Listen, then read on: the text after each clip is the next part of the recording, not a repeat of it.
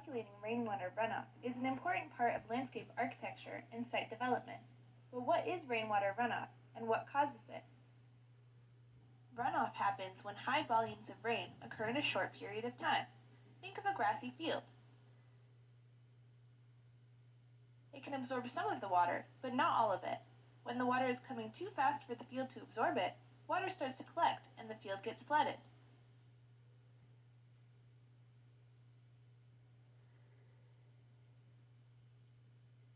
Plants can decrease rainwater runoff. Now the field is covered in bushes. The bushes collect some of the rain, which slowly drips onto the ground. Water is hitting the ground at a slower rate, so there is enough time for all the water to be absorbed, and no flooding occurs.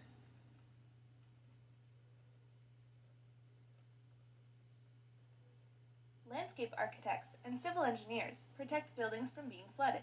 Think of a store in an area that gets lots of rain. Scenario A, the store site is covered by a massive paved parking lot. When it rains, the pavement cannot absorb the water quickly, and the parking lot floods.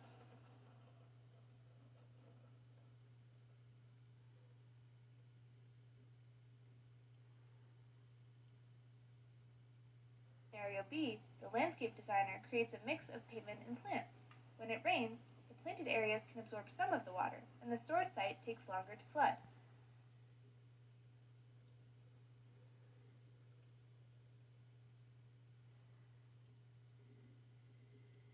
In Scenario C, the landscape designer adds a green roof to the store. This time, the site can withstand heavy rain without flooding.